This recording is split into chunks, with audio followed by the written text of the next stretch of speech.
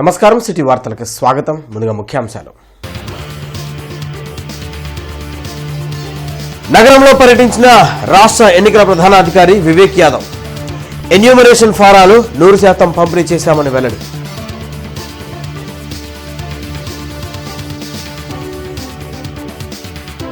హోంమంత్రి అనితకు అమర్నాథ్ క్షమాపణ చెప్పాలని ఎమ్మెల్యే గల్లా మాధవి డిమాండ్.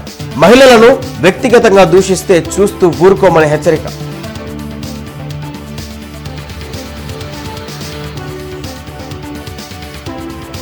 మావిగన్ పేరుతో ప్రజలను మోసం చేస్తున్న జగన్. అమరావతిని ఎవరూ అడ్డుకోలేరన్న పిల్లి మాణిక్యరావు.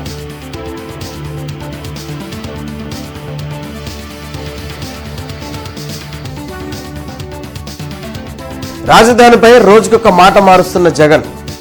రానున్న రోజుల్లో జగన్ చరిత్రహీనుడిగా మిగిలిపోతారన్న ఎమ్మెల్యే నజీర్.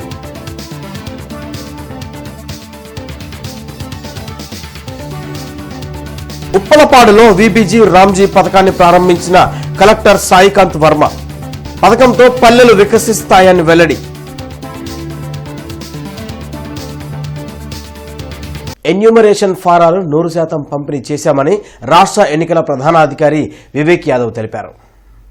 గుంటూరు కమిషనర్ పరిధిలో సర్ ప్రక్రియ సమర్థవంతంగా జరుగుతుందని వివేక్ యాదవ్ పేర్కొన్నారు. నగరంలోని ఏటి అగ్రహారం అంకమనగర్లో రాష్ట్ర ఎన్నికల ప్రధానాధికారి వివేక్ యాదవ్ కమిషనర్ కె మయూర్ అశోక్తో కలిసి పర్యటించారు. నగరంలో జరుగుతున్న సర్ ప్రక్రియపై బిఎల్ఓలతో మాట్లాడి వివరాలు అడిగి తెలుసుకున్నారు. ఈఎఫ్ల పంపిణీ డిజిటలైజేషన్పై బిఎల్ఓలతో మాట్లాడి తగు సూచనలు చేశారు. ఈ సందర్భంగా ఆయన మాట్లాడుతూ సర్ ప్రక్రియ పారదర్శకంగా జరుగుతుందని ఎవరూ భయపడాల్సిన అవసరం లేదన్నారు. ఆన్లైన్ ప్రక్రియ ద్వారా కూడా ఎన్యూమరేషన్ చేసుకోవచ్చని తెలిపారు. ప్రతి ఓటర్ తప్పనిసరిగా ఎన్యూమరేషన్ పూర్తి చేసి బిఎల్ఓలకు ఇవ్వాలని కమిషనర్ కె మయూర్ అశోక్ తెలిపారు. అనంతరం నగరపాలక సంస్థ కార్యాలయంలో సర్ ప్రక్రియపై కమిషనర్తో సమీక్ష నిర్వహించారు. ఈ కార్యక్రమంలో జిల్లా ఉన్నతాధికారులు పాల్గొన్నారు. ఓటర్స్ అందరూ వాళ్ళు 2002లో ఆ టైంలో ఎలక్టోరల్ రోల్లో ఎక్కడ ఉండేవారు, వాళ్ళు లేకపోతే వాళ్ళ పేరెంట్స్ డీటెయిల్స్ కానీ గ్రాండ్ పేరెంట్ డీటెయిల్స్ నింపేసి ఎన్యూమరేషన్ ఫామ్ తిరిగి బిఎల్ఓస్కి ఇవ్వాల్సిన అవసరం ఉంది. సో ఓటర్స్ అందరూ సహకరించాలని కోరుతున్నాను. అలాగే ఎలక్షన్ కమిషన్ వారి ద్వారా book your call with BLO అనేది ఒక ఫెసిలిటీ ఏర్పాటు చేయడం జరిగింది. ఓటర్స్కి ఎవరైనా ఇన్ఫర్మేషన్ కావాలంటే దాంట్లో వెళ్ళి బిఎల్ఓస్తో కూడా నేరుగా మాట్లాడచ్చు. వాళ్ళు కూడా ఇన్ఫర్మేషన్ ఫర్నిష్ చేసుకుంటారు. గుంటూరు ప్రోగ్రెస్ చూస్తే బాగుంది. గుంటూరు కార్పొరేషన్ అంటే మైగ్రేషన్స్ కూడా ఎక్కువ ఉంటాయి కాబట్టి ఎక్కువ శ్రద్ధ పెట్టాల్సిన అవసరం లేదు. ఆల్రెడీ కమిషనర్ గారు పర్సనలీ మానిటర్ చేస్తున్నారు. గుంటూరు కలెక్టర్ గారు కూడా బాగానే రెస్పాండ్ అవుతున్నారు. ఆన్లైన్ ఫెసిలిటీ కూడా ఇవ్వడం జరిగింది. ఆన్లైన్కి వెళ్ళి వెబ్సైట్కి వెళ్ళి ఎన్యూమరేషన్ ఫారాలు సబ్మిట్ చేయాలంటే అటువంటి ఫెసిలిటీ కూడా మీరు వినియోగించుకోవచ్చు. అలాగే ఆల్ మేజర్ పార్టీస్కి కూడా బిఎల్ఏ అపాయింట్ చేయాలని చెప్పడం జరిగింది. వాళ్ళు కూడా బిఎల్ఓతో కలిసి కోఆర్డినేట్ చేయాలని కోరుకుంటున్నాను. ఎక్కడ కూడా జెన్యున్ ఓటర్స్ అనేది పోకుండా మనం అన్ని చర్యలు తీసుకుంటాము. అందుకనే బిఎల్ఓ వరకు అందరికీ ట్రైన్ చేయడం జరిగింది. సో ఇటువంటి అపోహలు ఉండాల్సిన అవసరం లేదు.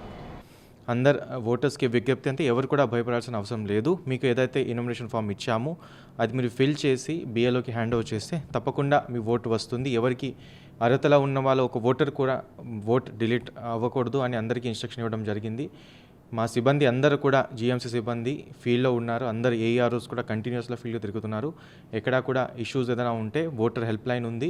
అదేవిధంగా మీకు బుక్ కాల్ అనే ఫెసిలిటీ కూడా అందరికీ ఉంది. అది కూడా మీరు వాడుకోవచ్చు. జిఎంసీ హెల్ప్ లైన్ కూడా ఉపయోగించవచ్చు. ఏదైనా ఇష్యూస్ అంటే ఇమీడియట్గా అది రిజాల్వ్ చేసి మనం ముందుకు వెళ్తాం. వాళ్ళ ఫాదర్ మదర్తో ఉంటుంది. 2002లో మనం నా ఓట్స్ ఉంటే నేను నా ఓట్తో చేస్తాము, లేదంటే నా ఓట్ లేకపోతే నా మదర్ ఫాదర్ ఓట్ చేస్తాము, లేదంటే గ్రాండ్ ఫాదర్ గ్రాండ్ మదర్తోనే చేసుకోవచ్చు. సో అది సెర్చ్ ఫెసిలిటీ మనకి ఉంది. నేమ్తో కానీ తర్వాత ఈ ఎక్కడ ఓటు ఉందా అని బట్టి సెర్చ్ చేసుకోవచ్చు. ప్రూఫ్ దానికి డాక్యుమెంట్స్ ఎటువంటి అవసరం లేదు. ఓన్లీ ఆ టైంలో 2002 ఎలక్టరల్ రోల్లో నా ఫాదర్ ఓటు ఉంటే అది సెర్చ్ చేసుకుని వస్తే అది మ్యాపింగ్ చేయగలుగుతాం. మహిళల రూపురేఖలు వేషధారణపై వైసీపీ నాయకులు మాట్లాడడం సరైన విధానం కాదని ఎమ్మెల్యే గల్లా మాధవి మండిపడ్డారు. మహిళలకు ఎక్కడ గౌరవం లభిస్తుందో అక్కడ దేవతలు ఉంటారని శాస్త్రం చెబుతోందని ఎమ్మెల్యే గళ్ళా మాధవి తెలిపారు.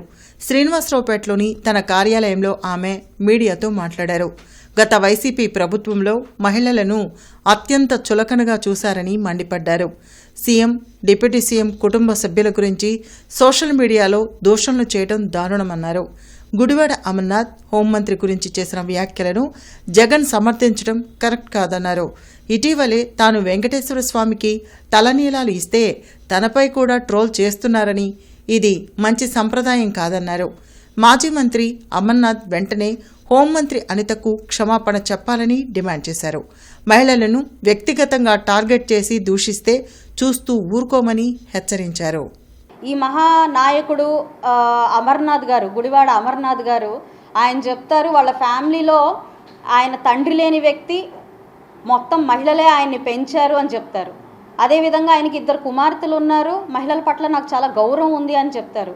మీకు ఈ మాత్రం కాస్త కూడా ఇంకిత జ్ఞానం లేదా అన్నది ఈరోజు నా ప్రశ్న.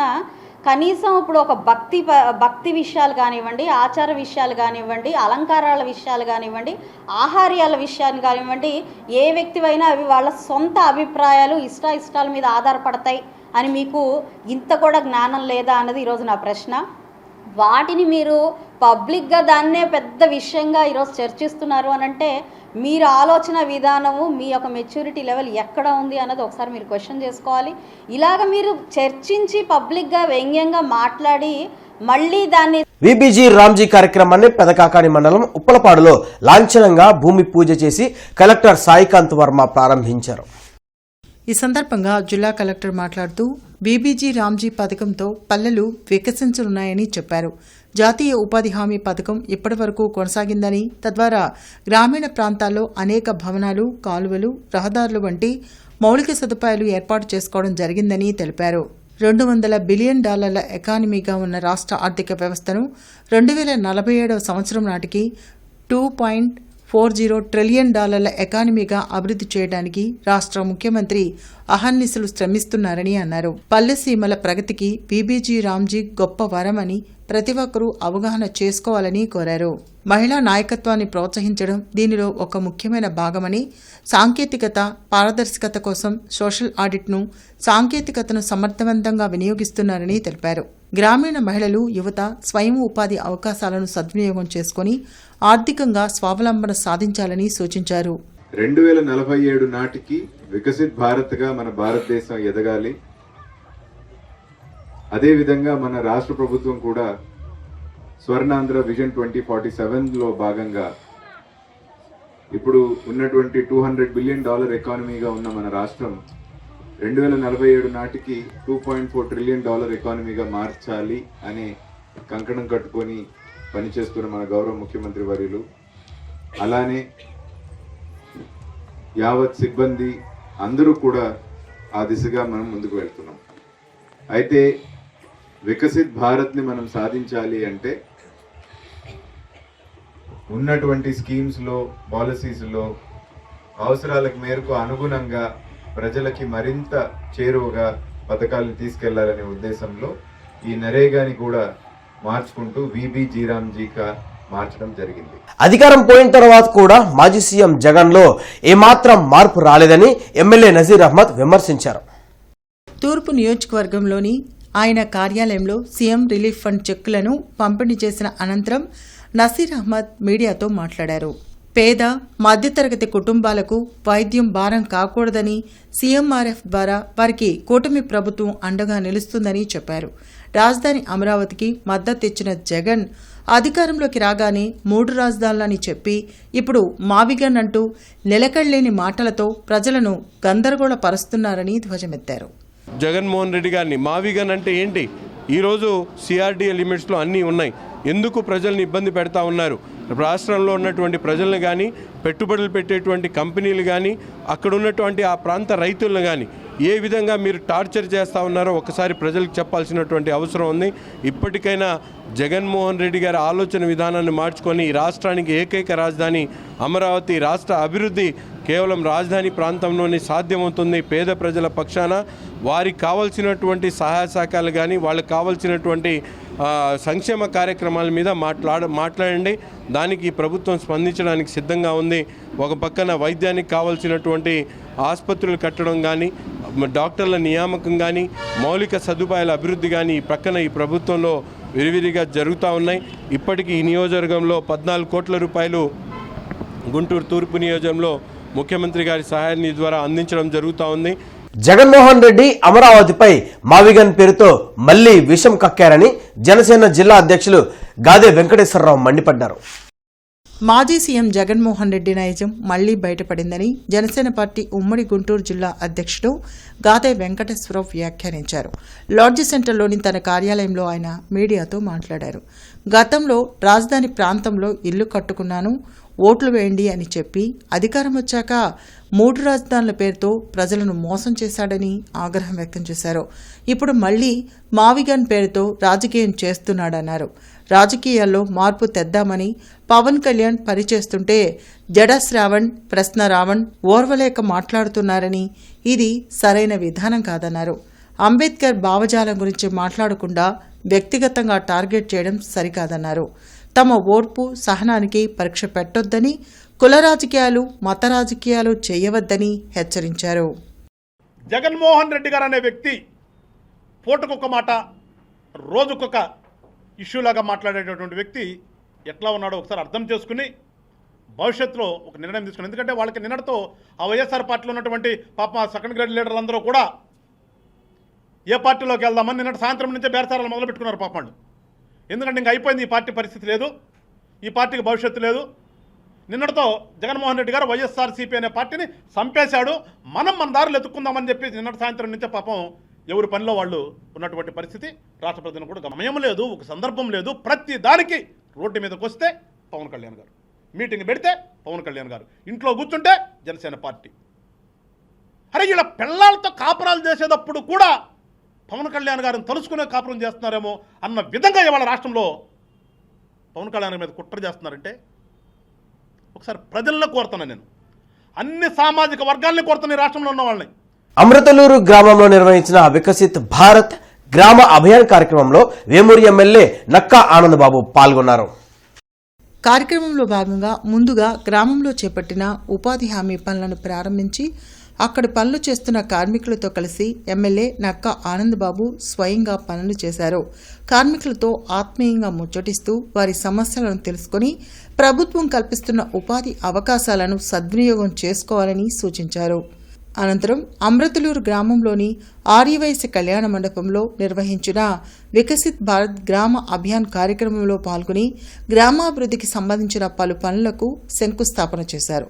రాష్ట్ర స్థాయిలో తిరుపతి జిల్లా రైల్వే కోడూరులో నిర్వహించిన వికసిత్ భారత్ గ్రామ అభియాన్ ప్రారంభోత్సవ కార్యక్రమాన్ని ప్రజాప్రతినిధులు, అధికారులు, గ్రామస్తులతో కలిసి ప్రత్యక్ష ప్రసారం ద్వారా వీక్షించారు. అనంతరం గ్రామ అభివృద్ధి పనులను అధికారికంగా ప్రారంభించారు.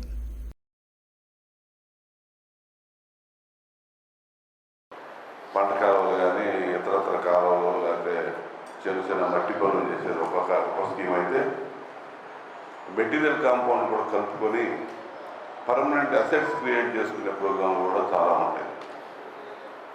సపోజ్ సిమెంట్ రోడ్ వేసామనుకోండి, సిమెంట్ రోడ్ 25-30 సంవత్సరాలు చెప్పు చదవకుండా ఉంటుంది. అంటే ఆ గ్రామంలో, ఆ వాడలో, ఆ పల్లెలో కానీ, వాడలో కానీ, ఊళ్ళో కానీ అదొక ఆస్తి క్రియేట్ చేసి పెట్టినట్టు. ఎక్కడో పోదు కదా సిమెంట్ రోడ్ అంటే.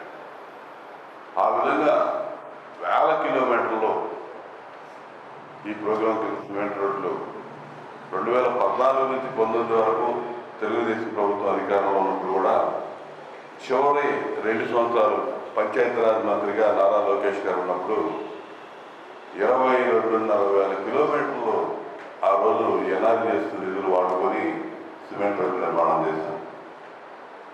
అందులో జగన్మోహన్ రెడ్డి మావిగన్ పేరుతో రాష్ట్ర ప్రజలను మోసం చేసే ప్రయత్నం చేస్తున్నారని జిల్లా టీడీపీ అధ్యక్షులు పిల్లి మాణిక్యరావు ధ్వజమెత్తారు. అరండల్పేటలోని టీడీపీ కార్యాలయంలో జరిగిన మీడియా సమావేశంలో ఆయన మాట్లాడారు. మాజీ ముఖ్యమంత్రిగా పనిచేసిన జగన్మోహన్ రెడ్డి రాజధానిపై బాధ్యత లేకుండా మాట్లాడుతున్నారని మండిపడ్డారు. కూటమి ప్రభుత్వం అమరావతి రాజధానికి చట్టబద్దత కల్పించిందన్నారు. రాజధాని నిర్మాణానికి ఖర్చు చేసిన 20,000 కోట్ల ప్రజాధనాన్ని కూలదోస్తామంటే రాష్ట్ర ప్రజలు చూస్తూ ఊరుకోరని హెచ్చరించారు. రాష్ట్రంలో అలజడులు సృష్టించేందుకు వైసీపీ నేతలు మాట్లాడుతున్నారని అన్నారు. ఈ కార్యక్రమంలో కనపర్తి శ్రీనివాసరావు తదితరులు పాల్గొన్నారు. ఒక రాజకీయ నాయకుడు ఒక మాట మీద నిలబడాలి కదా. 2015లో నిర్ణయం తీసుకున్నప్పుడు ఆ నిర్ణయానికి కట్టుబడ్డారని చెప్పాడు. 2015 నుంచి 2019కి ఎలక్షన్లు వచ్చినాయి. ఎలక్షన్ వచ్చేటప్పుడు కూడా ఈ సైకో క్రిమినల్ అతను నన్ను నమ్మండి, నేను అమరావతికి కట్టుబడి ఉంటాను, రాజధానికి కట్టుబడి ఉంటానని మాట్లాడాడు. అంటే నమ్మట్లేదని అర్థమైంది ఆ నాటికి. మా అమ్మ మీదట్టు నన్ను నమ్మండి, నేను ఇక్కడే ఇల్లు కట్టుకుంటాను, నన్ను నమ్మండి అని మాట్లాడాడు. మావిగన్ అంటూ రాష్ట్ర రాజధాని విషయంలో మాజీ సీఎం జగన్ ఇంకా ప్రజలను తప్పుదోవ పట్టించాలని చూడటం దురదృష్టకరమని సిపిఐ నేత జంగాల అజయ్ కుమార్ అన్నారు. కొత్తపేటలోని పార్టీ కార్యాలయంలో ఆయన మీడియాతో మాట్లాడారు. తమ పార్టీ మద్దతు రాజధాని అమరావతికి ఉంటుందని మరోసారి స్పష్టం చేశారు. గత వైసీపీ పాలనలో అమరావతిని ఏ విధంగా నాశనం చేశారో చూశామని, దాని ఫలితంగానే జగన్ పార్టీకి 11 సీట్లు వచ్చాయని గుర్తు చేశారు. ఇప్పటికైనా జగన్ కుట్ర రాజకీయాలు మానుకొని రాష్ట్రాభివృద్ధికి జగన్ సలహాలు ఇవ్వాలని జంగాల హితవు పలికారు.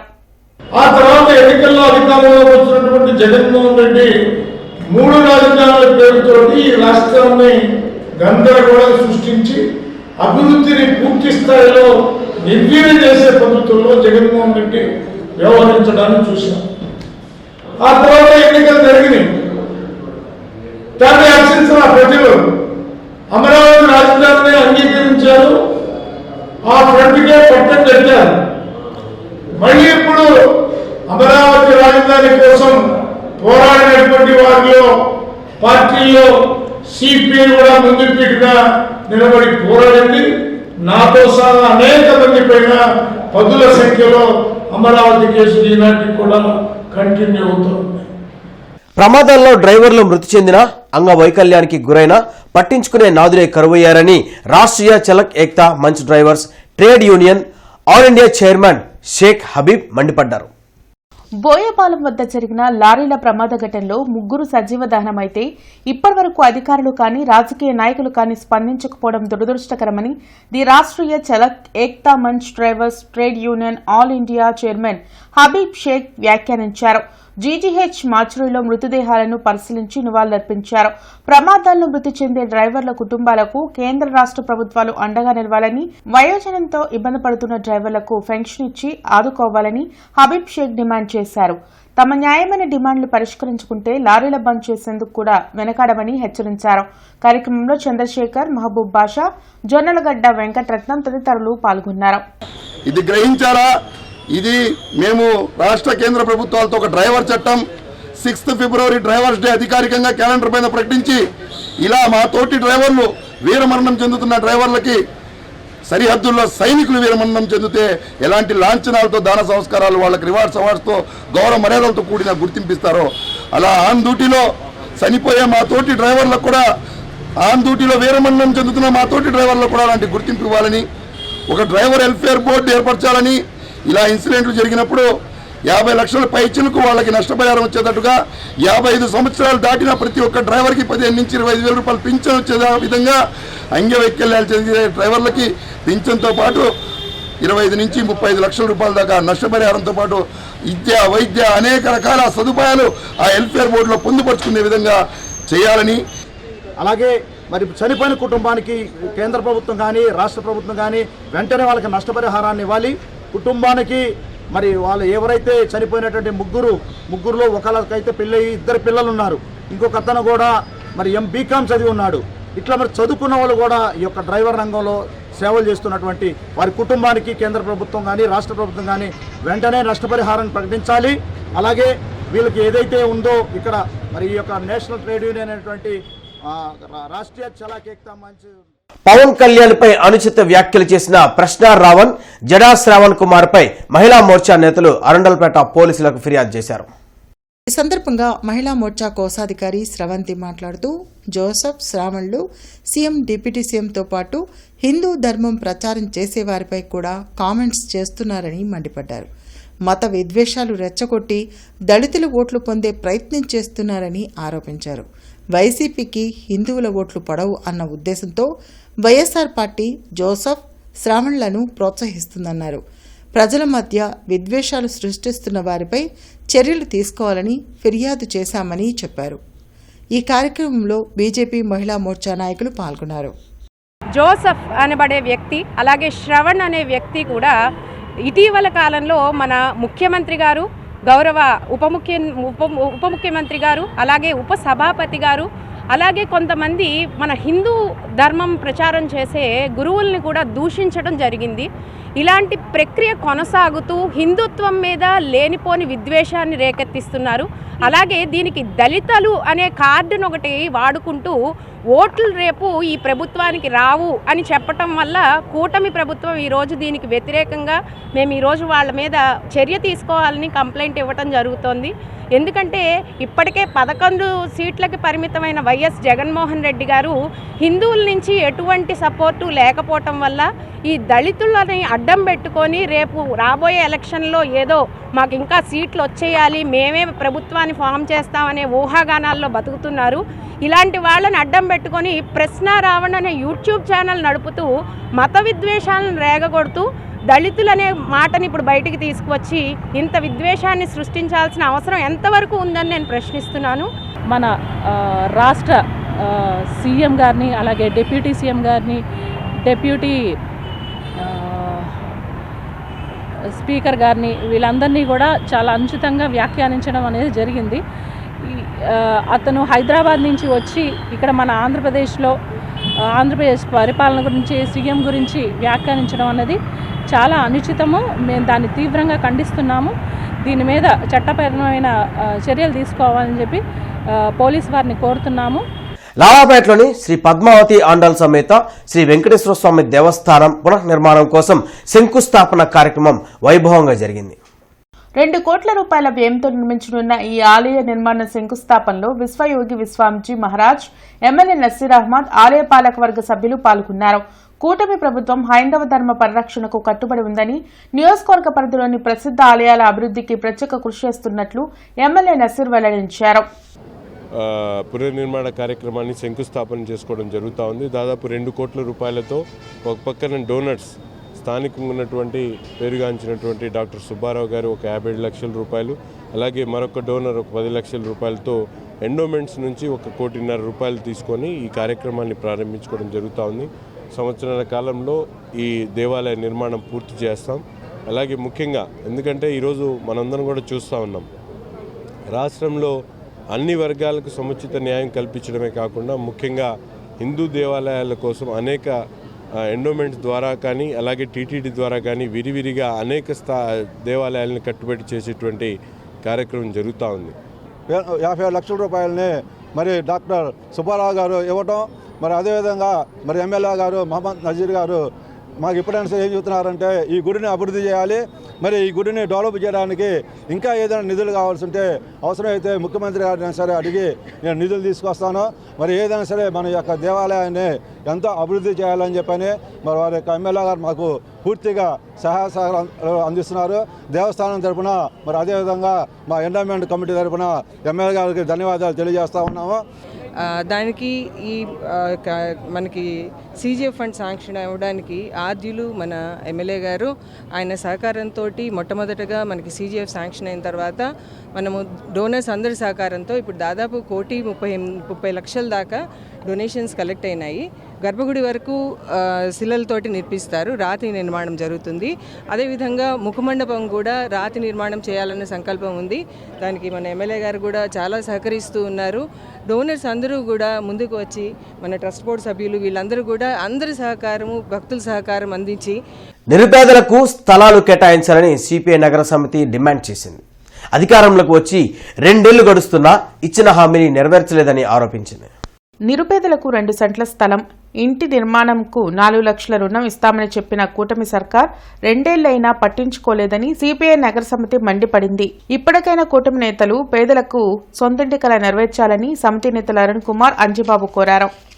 జూలై 3వ తేదీ నుంచి ఈ గుంటూరు నగరంలో ఉన్నటువంటి అన్ని డివిజన్లలో పెద్ద ఎత్తున ఇల్లు లేనటువంటి నిరుపేదల చేత ఇంటి అర్జీలు పెట్టిస్తా ఉన్నాము. మరొక మారు పేదల వద్దకి సిపిఐ పార్టీ గూడు లేనటువంటి పేద వద్దకి వారు అర్హులైనటువంటి నిరుపేదల చేత ఇంటి స్థలాలు అర్జీలు పెట్టిస్తా ఉన్నాము.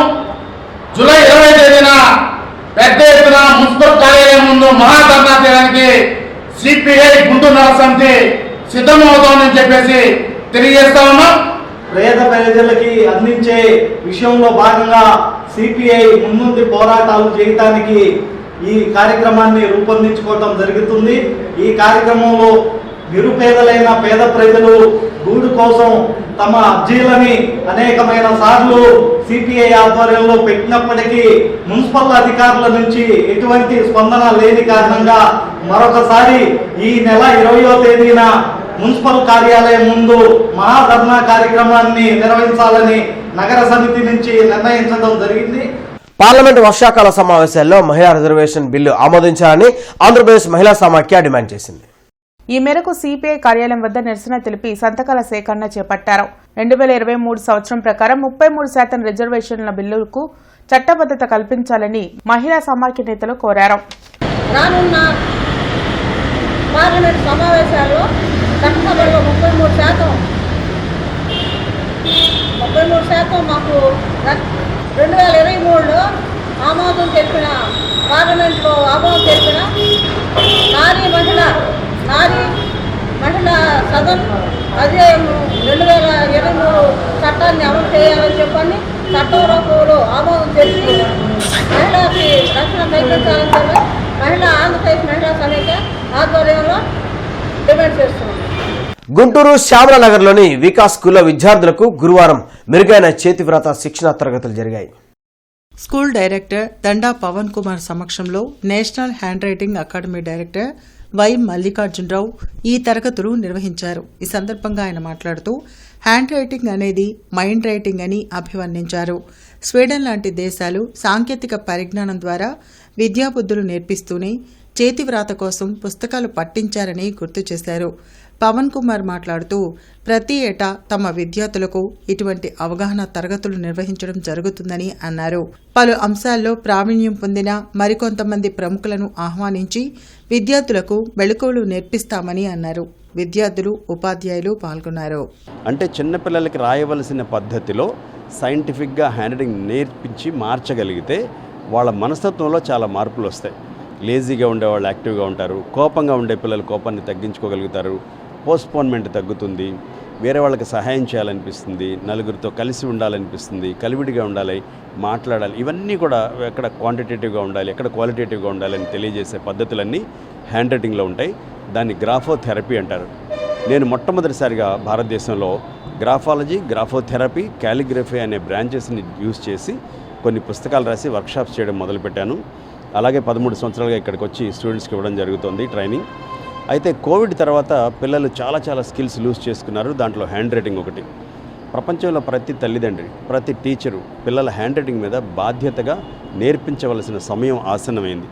ఎందుకంటే మొట్టమొదటిసారిగా స్వీడన్ అనే దేశంలో ఈ పుస్తకాల అవసరం లేదు. ఎక్స్పర్ట్ మన స్కూల్లో, మన వికాస్ స్కూల్ గుంటూరులో మన పిల్లలకు నేరుగా వచ్చి పిల్లలకి హ్యాండ్ రైటింగ్ మీద మెలకువలు, తర్వాత హ్యాండ్ రైటింగ్ని ఇంప్రూవ్ చేసుకోవాల్సిన టెక్నిక్స్ ఇవన్నీ కూడా చెప్పడం జరుగుతుంది. ఎందుకంటే మన వికాస్ స్కూల్ బిలీవ్ చేసేది ఏంటి అంటే రెగ్యులర్గా మేము చెప్పే టీచర్స్ ఎవరైతే ఉంటామో మేము ఒక స్థాయి వరకు మాత్రమే చెప్పగలుగుతాం. అలాంటిది ఒక ఎక్స్పర్ట్ చెప్పినప్పుడు ఏమైందంటే ఆ హ్యాండ్ రైటింగ్ తర్వాత సైంటిఫిక్గా ఇంప్రూవ్ చేసుకునే విధానం ద్వారా పిల్లల్లో హ్యాండ్ రైటింగ్ అనేది స్పీడ్ పెరగటమే కాకుండా దాని పట్ల ఇష్టము, ఎందుకు మనం అందంగా రాయాలి, తర్వాత ఎందుకు మనం లెజిబుల్ అంటే చదివేదానికి కరెక్ట్గా అందరికి అర్థమయ్యేటట్టుగా రాయాలి అనే దానికి ఆ సైంటిఫిక్ అప్రోచ్ అంతా మనకి మల్లికార్జున గారు చెప్తారు. సో అలాంటి ఎక్స్పర్ట్ మన స్కూల్లో వచ్చి క్లాసులు చెప్పడం జరుగుతుంది. ప్రతి సంవత్సరం మనం చేస్తూ ఉన్నామండి. ముఖ్యంగా ఈ హ్యాండ్ రైటింగ్. నేటి మిర్చి ధరలు ఇలా ఉన్నాయి. నాన్ ఏసీ మిర్చి ధరలు కామన్ వెరైటీ 334 రకం minimum 13,500, maximum 18,000, model 17,000. Number 5 minimum 13,500, maximum 18,200, model 17,200. 341 రకం minimum 14,000, maximum 17,000, model 16,500. Special variety Teja రకం మినిమం 13,500, మ్యాక్సిమం 17,500, మోడల్ 17,000.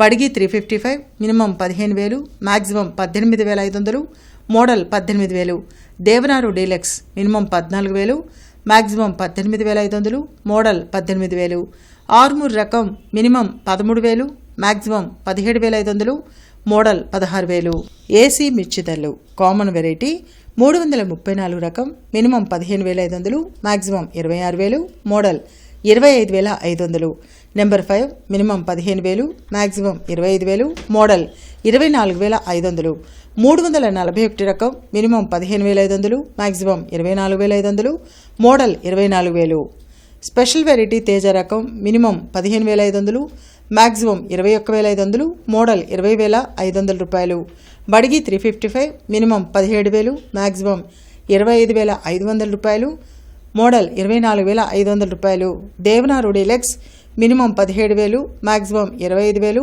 మోడల్ 24,000 మిర్చి తాలూకాయ కామన్ వెరైటీ 334 రకం minimum 7,500 maximum 12,500 model 11,500 number 5 minimum 7,500 maximum 11,500 model 11,000 341 రకం minimum 8,000 maximum 12,000 model 11,500 special variety Teja రకం minimum 8,000 maximum 10,000 model 9,800 Byadgi minimum 8,500 maximum 12,500 model 11,000 ఈ వార్తలందరితో సమాప్తం. నమస్కారం.